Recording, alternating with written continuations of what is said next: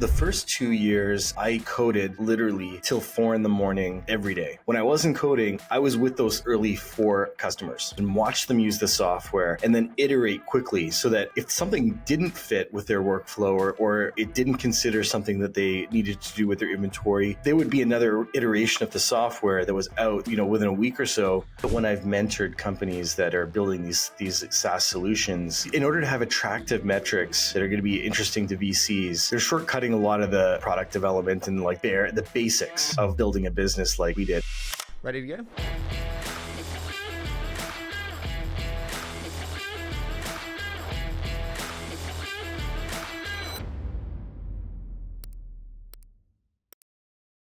Dax, listen, I am like a vertical SaaS nerd to the extreme. Vertical SaaS nerd, wow. Honestly, dude, there are so many reasons why I had so few friends at school, but that means I love your business. So first off, thank you so much for joining me today. It's great to be here. Thank you. Now, I always think we're always kind of shaped by something in our childhood that maybe wasn't actually that easy. For me, it was actually my mother having MS and looking after her. When you think back to your childhood, was there something that shaped you or really impacted how you think and who you are today that stands out? I had a really beautiful childhood, but I think the context of where my parents had just immigrated from, there was a dictator in Uganda. They grew up in Uganda, and my family is from originally from India, from the Portuguese colony called Goa, but they all moved to Uganda for jobs in the British civil service, and then they were expelled by a dictator in 1972. And my mom was 18, my dad was like 22, 23, and so in that context, I was born. My sister was born in this new country where they were just super young and had to unexpectedly carve out a whole new life. And so the fact that we had these incredible childhoods that we spent a lot of time in nature doing these low cost things like camping, which is why I'm such a big proponent of the environment today. It came from a bit of a chaotic background, and I sort of had the immigrant experience, but I'm born in Canada, so it's I think it shaped me. I was a little bit of a dreamer, a little bit of a person that would bike around in circles in their front yard and just dream up fantasy kind of like cartoons and sort of, I was just sort of like definitely an introvert. Did you have entrepreneurial pursuits when you were young? I did, yeah. My dad brought home a Mac, when I was 8 or 9. The Mac had just come out. He was a graphic designer. Actually, he was a welder, and they discovered that back in Africa, he was a journalist and that he was a communications guy. And so they gave him this opportunity, and I nerded out. You're into vertical SaaS. I nerded out on UI design and a tool called HyperCard on the early Mac. And that's how I became a programmer. I mean, by 12, I had my own Mac. And by 13, I was working for a Mac developer that was building early networking software on the Mac. So yeah, that's the other part of my childhood where it confirmed nerd, right? No, I'm so happy because I obviously invest today for a living, and I have a thesis that the best founders always and consistently start entrepreneurial activities very, very young. I never meet them when they're 25 and it's their first thing ever. And so I'm pleased that you fit the thesis that I have. So I worked for that startup and got to see a startup from ages 13 to 15, the insides of one. It was like a husband, wife, and maybe a contractor that worked elsewhere. And then quickly after that, I started building software on my own. So by 15, I was building software as an independent contractor. So yeah, one team of one, but entrepreneur to the core. Why did you start Lightspeed? Did you, the family there, no background in restaurants, no I saw my grandmother cooking over a stove and I fell in love with restaurants.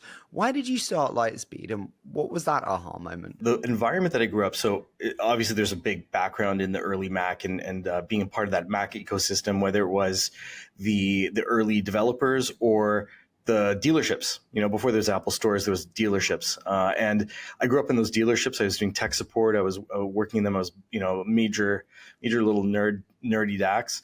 But I started building software for those dealerships. They were building a lot of their own software. Each dealership was building their own software, usually in this tool called FileMaker. And it was usually the business owner building their own custom FileMaker. It was like an Microsoft Access database, homegrown. They were terrible. So over time, I was trying to build more and more software for these dealerships. And if you think about what an Apple dealership would look like, it really is our ICP, our ideal customer profile at Lightspeed. It's a complex inventory-centric retailer with high-value inventory with serial numbers, multiple locations, purchasing across multiple stores and multiple currencies. It's everything we do it's everything we offer in the Lightspeed software today to retail. So I was cutting my teeth building software, contracted software for these dealerships between the ages of 15 and 28. When I started Lightspeed. And basically that moment of, okay, I'm not going to build another custom piece of software for another Apple dealership. You all want the same thing. We're building Lightspeed here. So if we go back to that first product, did we have product market fit from day one? And I'm just interested, when you think back to that, what are some of your biggest lessons from that 0 to 1 discovery on that V1? The first 2 years, I coded literally till 4 a.m. for that first 2 years every day. Like I was fueled on, I don't know if you know Tim Hortons here in Canada, but it's like these French vanilla coffees that are like all caffeine and sugar. So just like fueled by these things and just like coding all. But I think what helped the product market fit happen is when I wasn't coding, I was with those early 4 customers, and they were like, I picked a variety of different customers and I'd sit with those customers and watch them use the software and then iterate quickly so that if something didn't fit with their workflow or it didn't consider something that they needed to do with their inventory, there would be another iteration of the software that was out, within a week or so that got them closer and closer to a perfect workflow. How did you think about building what they needed and not what they wanted? Because sometimes what they want isn't necessarily right. 100%, right? And so that's where you've got to be. And I think that's like a little bit of where the tech support background comes in of like, okay, this user wants to accomplish this and they think they want to do it this way. But from your observations of what their operations look like, and that's why you have to kind of, in my case, I wanted to be physically there with the customer. It's probably not possible for every type of scenario, but I wanted to observe what it looked like, and I wanted to see what they were trying to pull off so that with what I wanted to create as a user experience, maybe we're going to leapfrog their expectations of what we wanted to do. And so there was like, nobody asked for the mobile checkout. No, we didn't raise money for the first 7 years. Okay, this is what terrifies me. This scares the shit out of me, Dad. No, because like today... You don't want people hearing that? Well, no. So I've interviewed the founder of Klaviyo, UiPath, and Service Titan, and all of them said the exact same thing to me, which is we were so close to the customer because we couldn't afford customer support, and we had to just do it all ourselves. Yeah. And I asked them this question. If I had given you 5 million on a 25 million price, like you could probably get today if you go to the Valley, would Lightspeed in this case have been the same as it is today? I don't think so. It probably could be something different and as successful, which I don't know what it would maybe necessarily look like. But those 7 years of bootstrapping, like we're in our profitable growth phase where we're now, out of this growth at all cost phase, and we're now into balancing growth and profit. That's like the early first 7 years where we were profitable and we ran the company and grew with a great degree of balance. And I think that's a great part of our DNA. We also had a really good 7 years of really solidifying our identity. And that, I think that strong sense of identity and who we are and what we represented and how we did business helped a tremendous amount when we took VC money, when we went public, and also when we did M&A. Because when you merge other companies into your company, you have to have a strong sense of identity to allow other companies to be able to flourish as a part of your company and not try to suffocate them out of insecurity. And so that I think that strong sense of identity has allowed Lightspeed to do a lot of the big things it's done. What did you not do that with the benefit of hindsight, you're like, I wish we had done if we had more money? Could be a second product earlier, it could be geography-wise earlier, could be more engineers. What did you not do that with the benefit of more money you wish you would have done earlier? So when we did get money, we transitioned our product into the cloud. I think we did it at the right time. We could have done it a couple of years earlier, and it could have benefited us to have done it a few years earlier. Our cloud product was out by, 2013.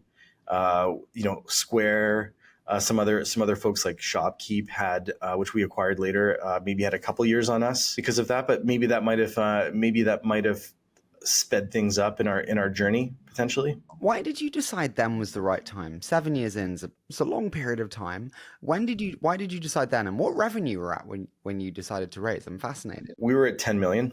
And so it was actually, those folks that I just mentioned, Square and that it was a New York POS company called Shopkeep. They were, there was new players coming onto the scene.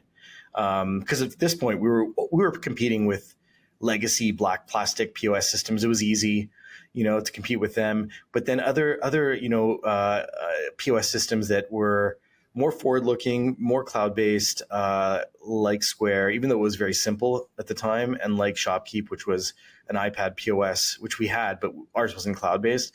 They started to come out, even though they were very simple, they had hundreds of millions of dollars being funneled into them. And it started to be, I went from the perspective of like, I have no finance background, I haven't really looked for investors, to maybe it would be maybe not a bad idea. And we didn't actually go out looking for VC money. We were masters of the trade show. We'd done Mackerel for many years, and then we switched to doing NRA, which is National Retail Federation, that happens in New York.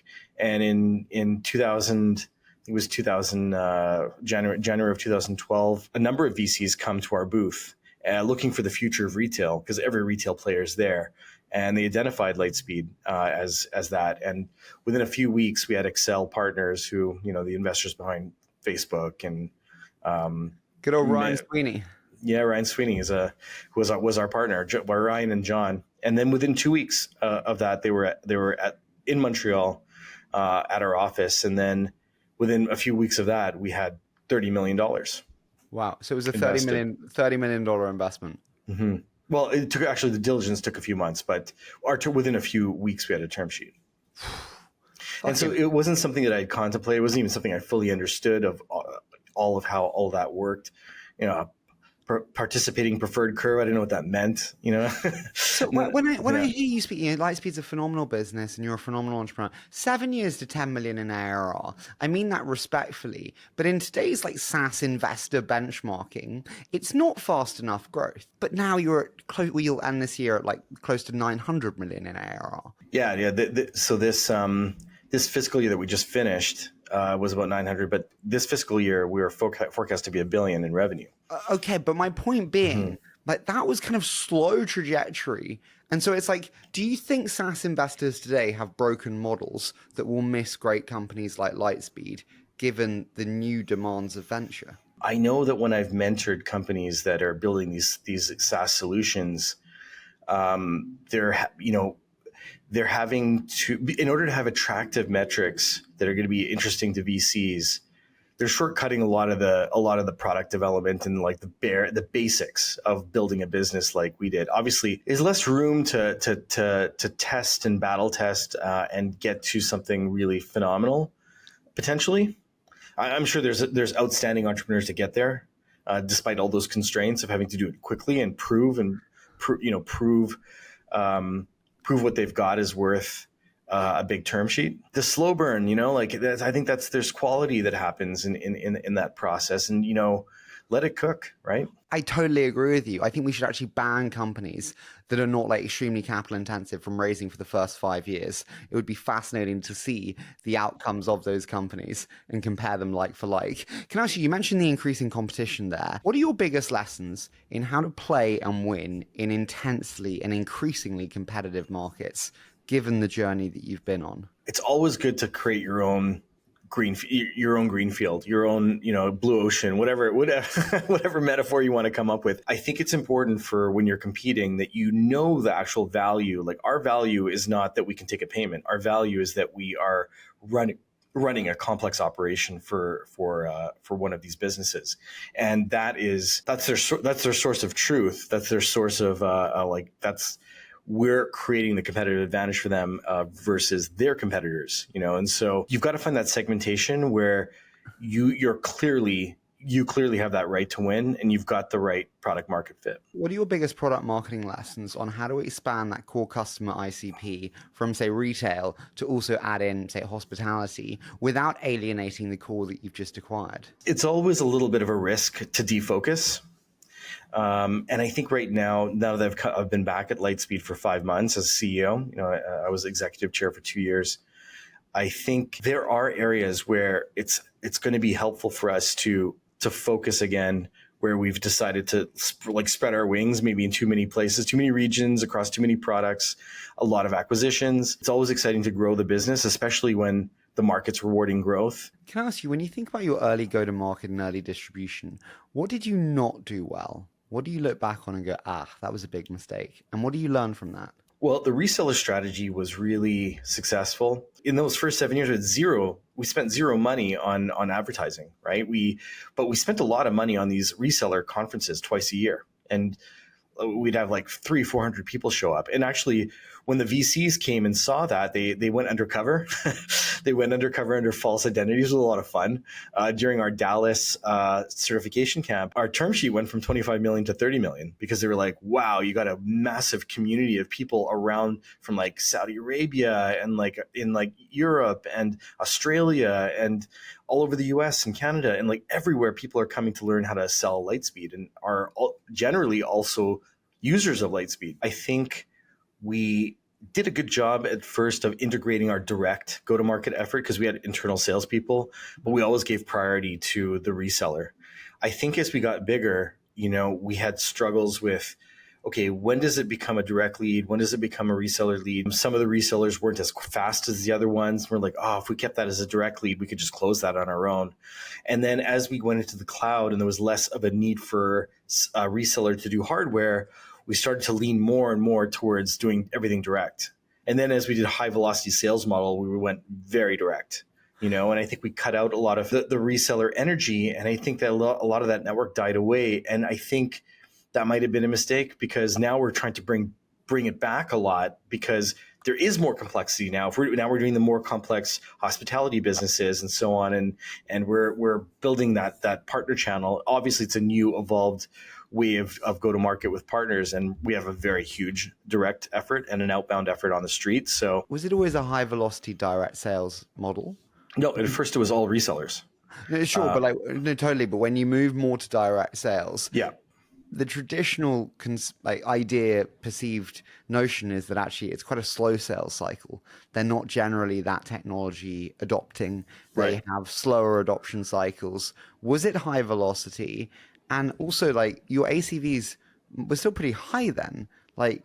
So was it high velocity and high ACVs? I'm fascinated.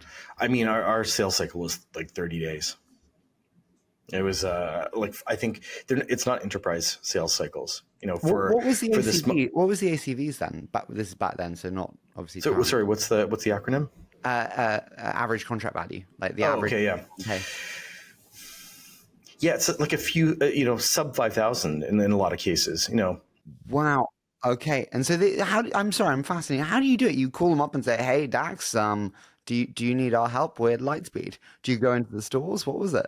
When it was our direct sales model, we're doing a lot of performance marketing. It's for people that are looking for retail point of sale systems or later hospitality point of sale systems.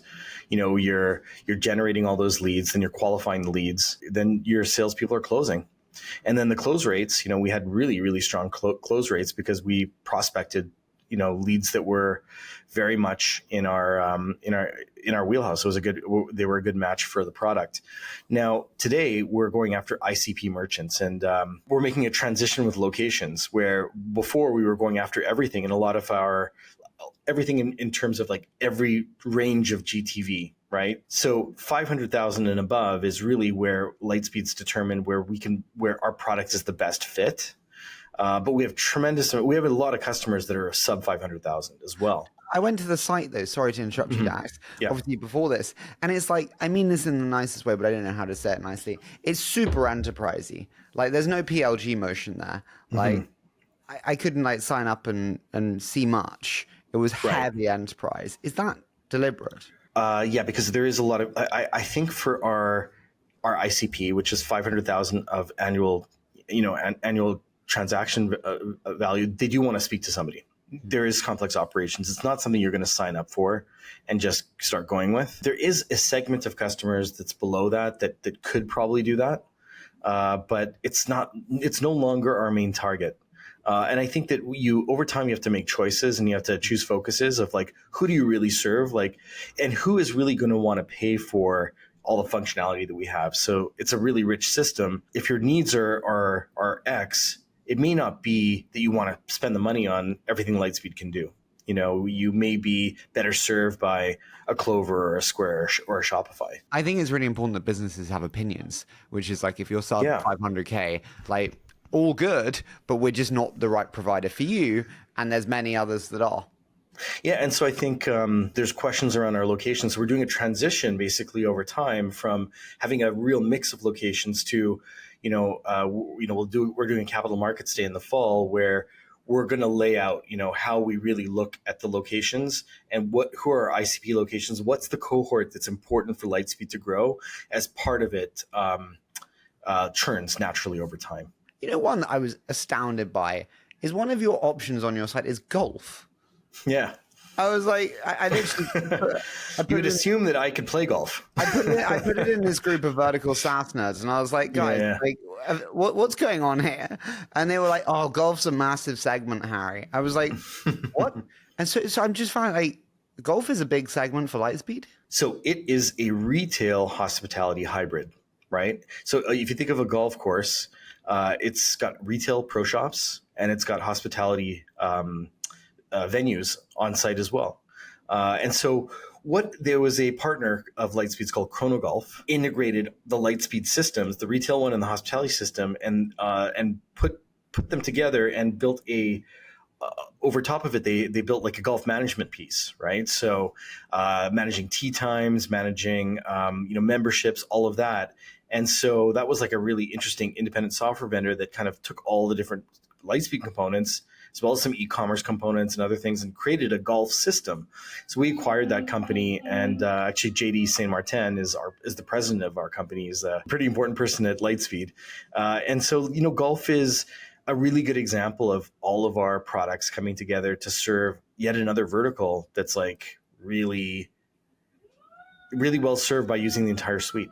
Can I ask what final one on the product, and then I want to go to your leadership? How much of like cost is on implementation, hardware, and how do you think about kind of reducing that as much as possible? Because that's a real hit on margins. Yeah, and that's why we don't do that's why hardware sales is not a big focus for Lightspeed. Our revenue is primarily software subscription revenue and payments revenue. Do you think the markets understand the two and how they should be valued? There's always there's always a debate of whether we'd want to be considered a software company or a payments company. What's better for Lightspeed? I mean, I think that my preference would actually just be that the markets understand us as a profitable growth story. And, we've got 3 quarters of EBITDA positivity under our belt. And we still remain a bit of a show me story for the market. Why do you think you're a show me story? Because I just tweeted before this show that you're one of the most underestimated or misunderstood public companies. Sorry, I mean that in the nicest way.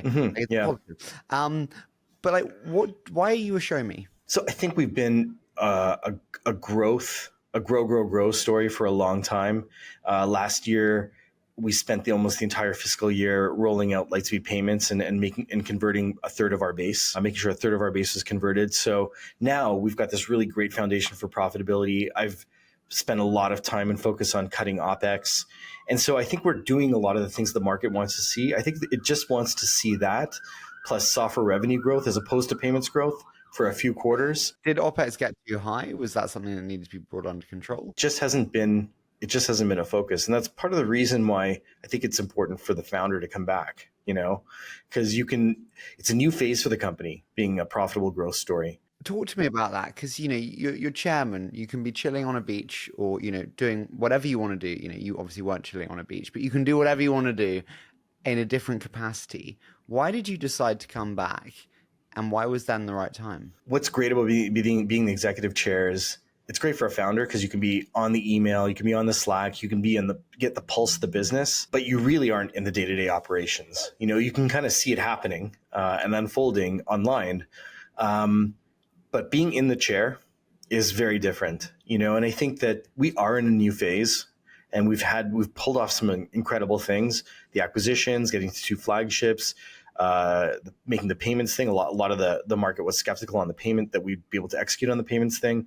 All that's been done. But now I think we're in this grown up phase. Like, we are no longer a teenager next year. We're turning 20, right? Like, I want us to be a great adult.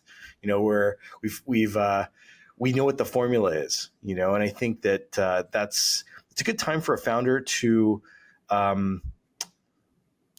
lead people through some structural changes, you know. Can I be like, honest, Dax? You yeah. may not be able or willing to ask it, but like, you come back because something's not right. You don't change things that are working perfectly well. What was not working perfectly well? We all want to see investor confidence return in the stock. I mean, that's not been a good story. And I think that the story is the profitable growth adult version of Lightspeed, right? That's got all of these things in balance.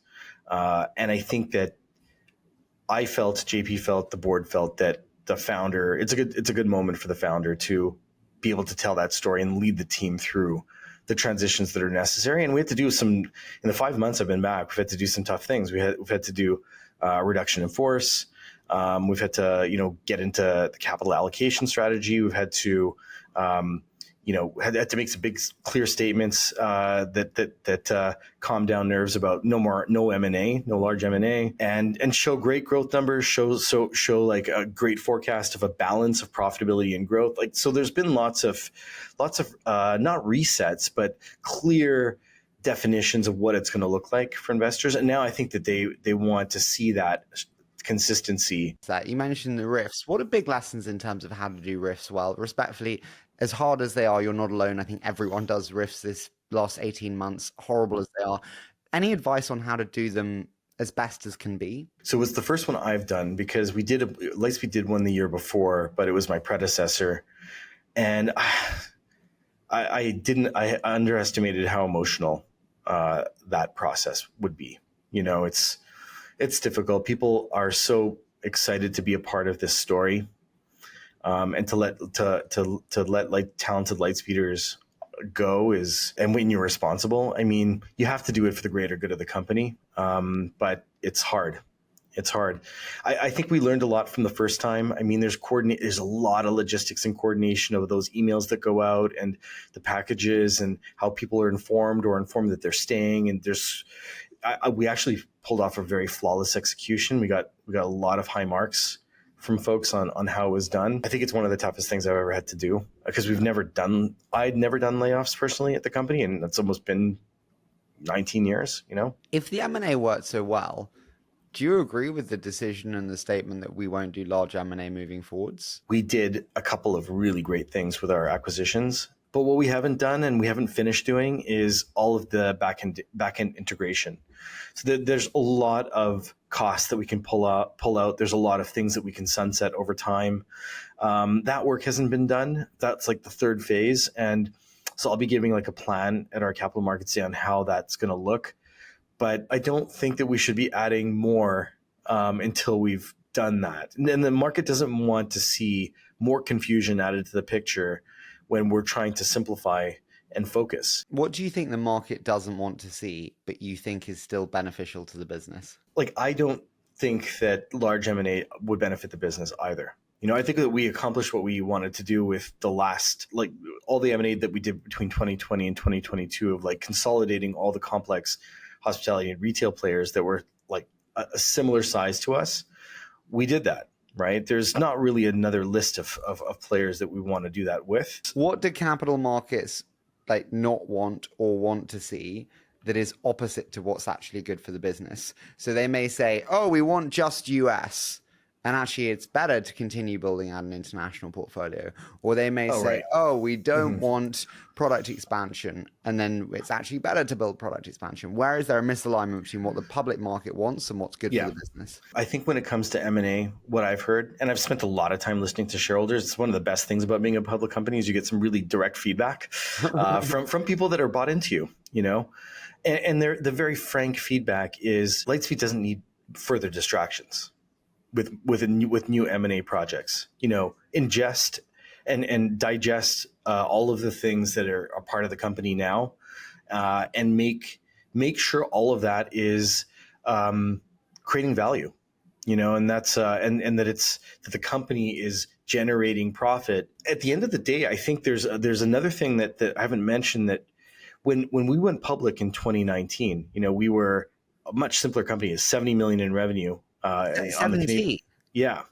Now we're $1 billion in revenue. But because of acquisitions, because of the way we've grown, it used to be so easy to model the business. It was locations times subscription revenue, and it was easy to model Lightspeed. Today, it's extremely difficult for folks to model Lightspeed, and investors can lose interest if it's super hard to model. And that's part of why I want to clean up the location, the question around locations in anticipation of Capital Markets Day, because one of my goals is to simplify the complex, simplify so that people can model this business again, because that allows, when there's understanding, investors can buy back in. Simplicity sells. Anything that's confusing, people are generally lazier than one gives credit. And that's why when they sniff, when they're like, oh, Lightspeed doing more M&A, there's like, okay, well, it's never going to be easy for us to understand this business ever again. And that's the opposite of the direction I want to go to. I totally agree with you there. 70 million in revenue, respectfully, in today's SaaS market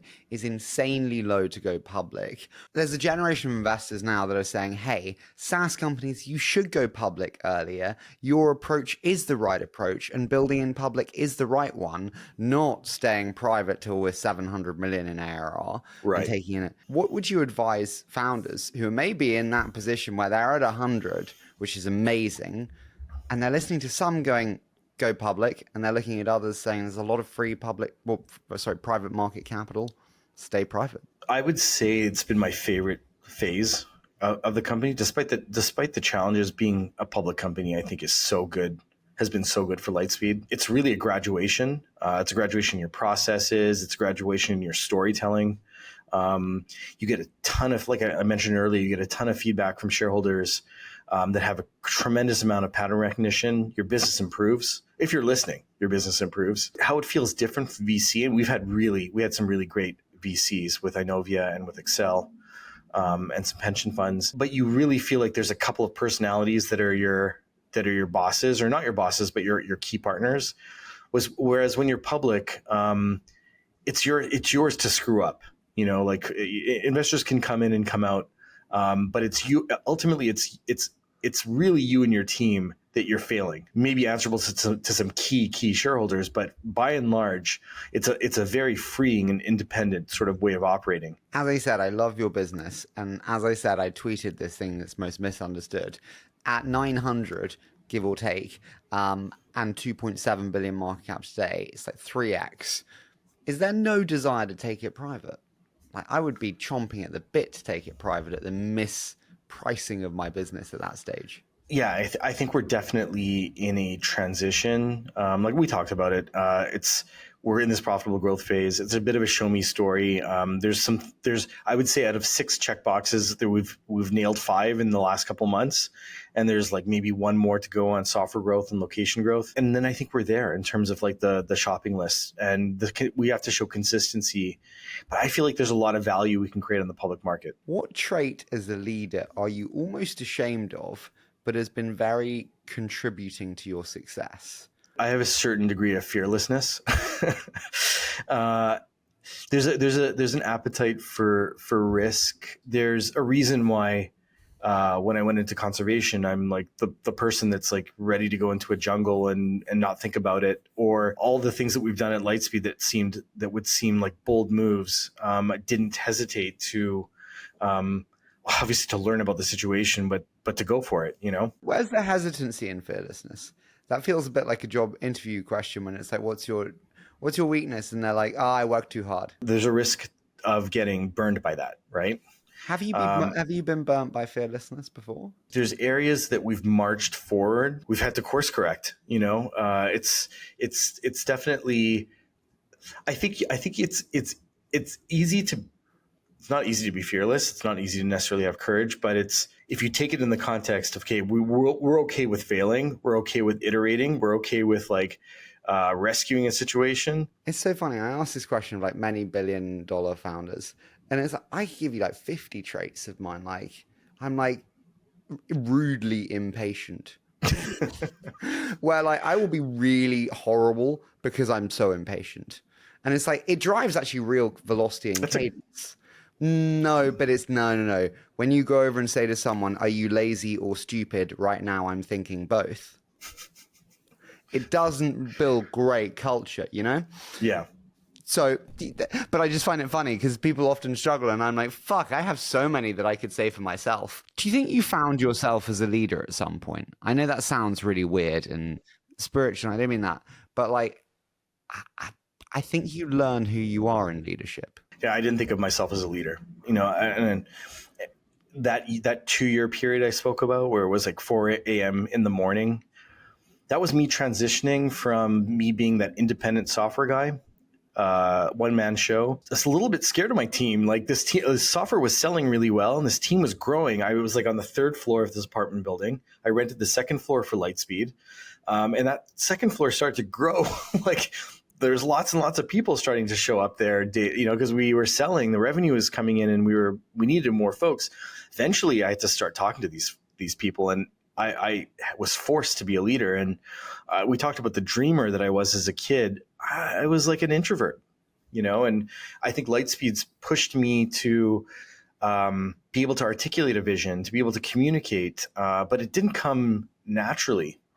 And I think that's something that I think a lot of people that are in startups that might be passionate about solving a problem, then they have to figure out, okay, now how do I be a leader? How do I lead these folks? How do I inspire these folks? How do I pivot these folks? How do I convince the market? How do I talk to media? It's not necessarily something that everybody knows how to do just because they start a business. Do you know what I find worrying today? I interview the world's best founders and now the world's best VCs.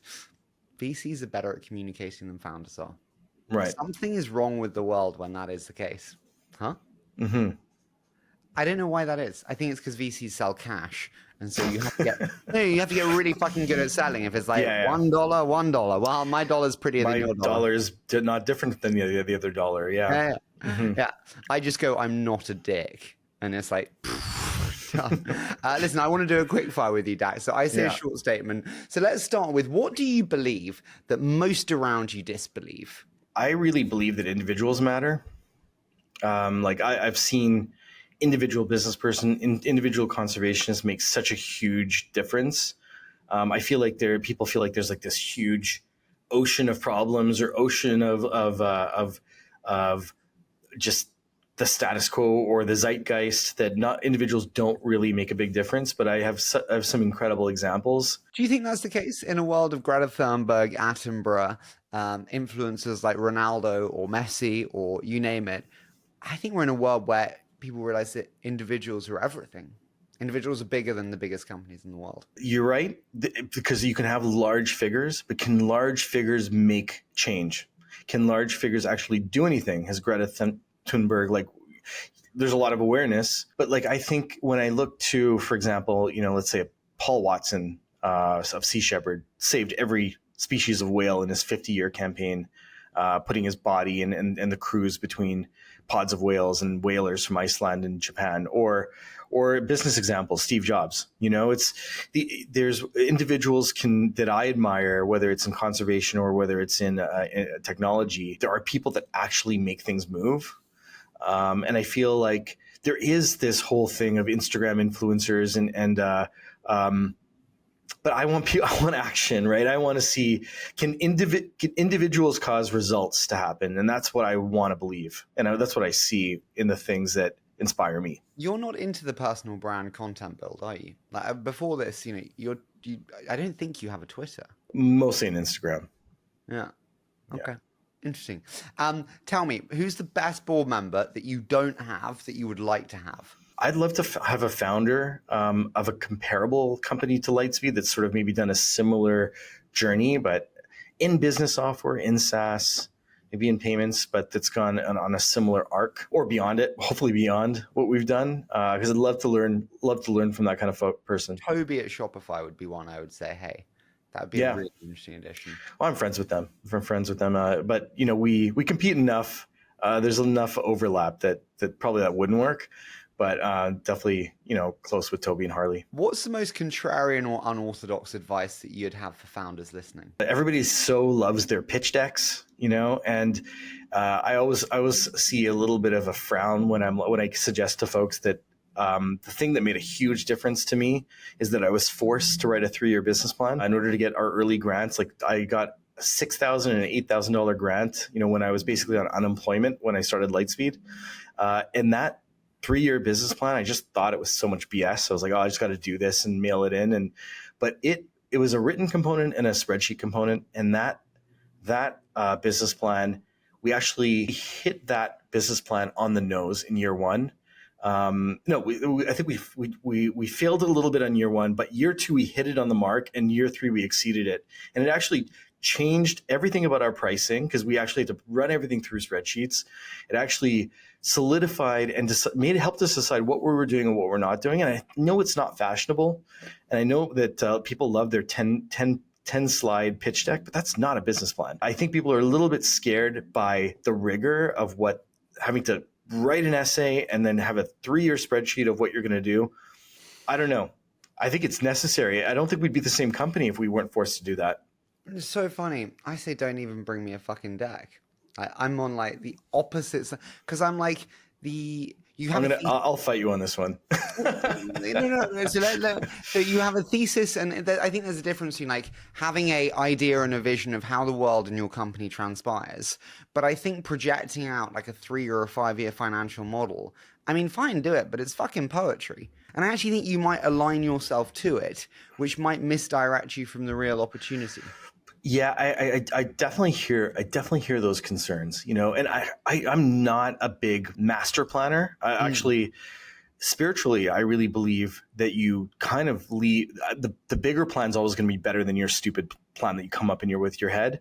But I think that 3-year business plan, if maybe the model, the projections are meaningless, but the clarity of writing down what you're going to do and what you're not going to do, because there's so many ideas that people have when they're starting, and just writing on paper, what are the core elements of who are your customers? And actually the pricing is a really interesting one, because when I was pricing Lightspeed to begin with, there was a lot of Mac business software. There wasn't a lot of Mac business software, but there was one that we really admired that was like $80.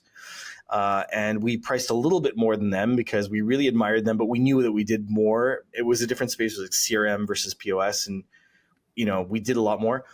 But then I showed that business plan to a colleague of my father, and he was like, ×4, multiply that price ×4. And I was like, that's crazy. Like, I can't ask for ×4. That changed everything. We had 4 times the revenue. We had 4 times the amount to invest. We had 4 times a better product. Everything changed. The model changed.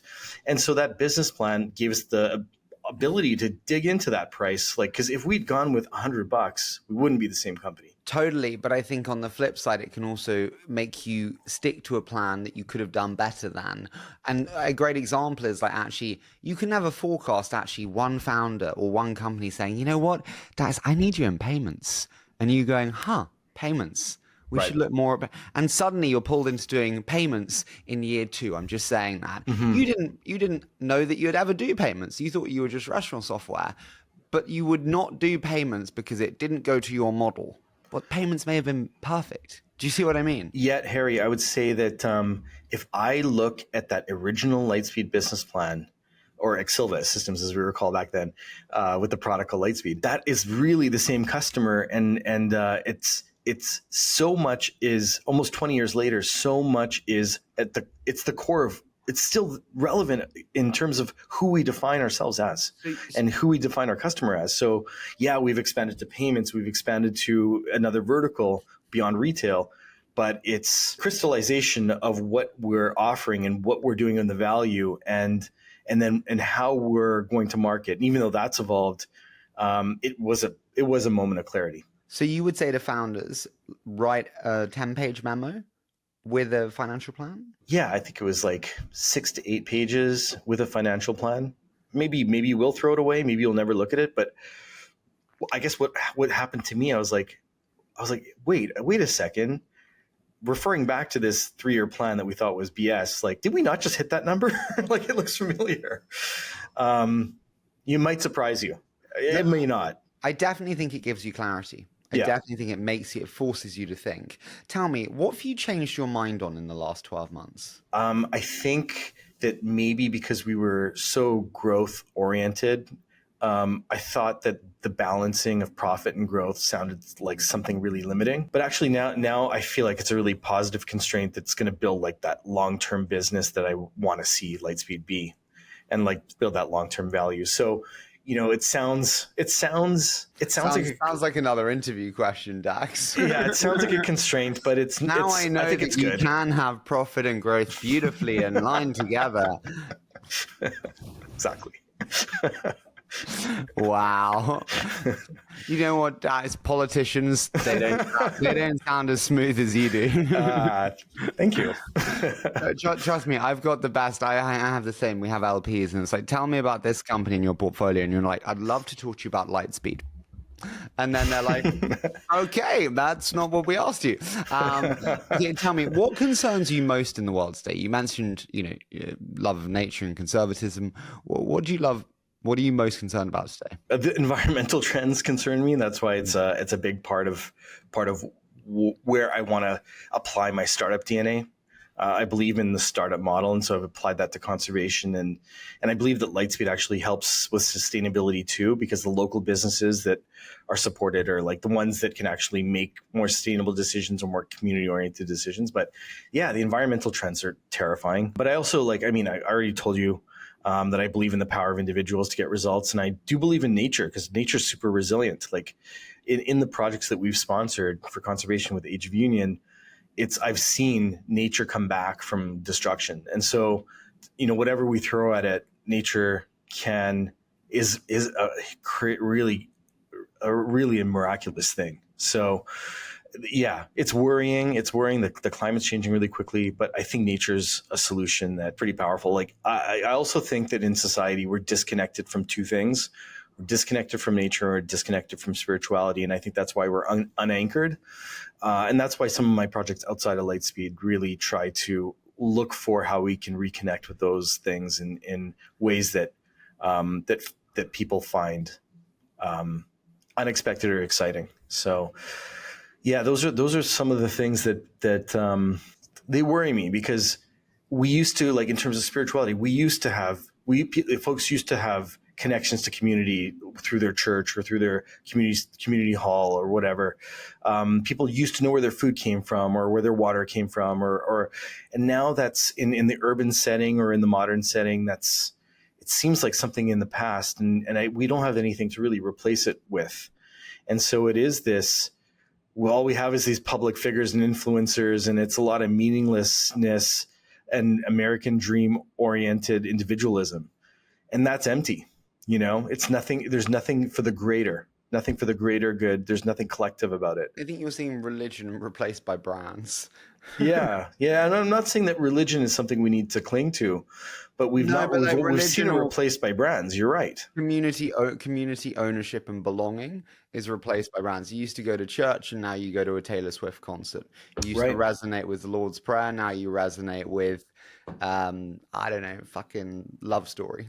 I'm a sneakerhead, or I'm a this. Yeah. Sure. I'm into identity politics, and now I'm at this, right, or that. Final one for you, my friend. What question are you not asked that you should be asked more? I think the question is, sometimes that once in a while gets asked, and I have to. I'm happy to give an answer on, is like, if you're such an environmentalist, how come your company supports consumerism? It's you're powering the restaurants, and you're powering retail stores. I do believe in local business being able to make better choices that are like rooted in their communities, rooted in like sustainable options. And so it's going to come more from the local businesses than it is from the multinationals. And and I think that it allows people to also make those choices, as consumers. So I think that there's an alignment there. We have to transform the way that we consume if we want to make progress on the environment. Like, we're not going to stop eating, we're not going to stop buying things. But I think rediscovering retail and hospitality, like, it's better to go to a restaurant with their reusable plates, investing in the people that work in those places. There's less waste. If you think about retail stores as like a local warehouse, they're not sending boxes to your house. You're going to a place where it's already there, and you make a selection. I think that these are environmental choices, and I don't think people thinks about them in that way. Dax, listen, I've given you quite a hard time today. I apologize for interrupting incessantly. I apologize for continuously saying you're a politician. But the joys of not being a journalist is you have a little bit more freedom. Right. So thank you for putting up with me, and I've so enjoyed this. Likewise, Harry. It's been lots of fun.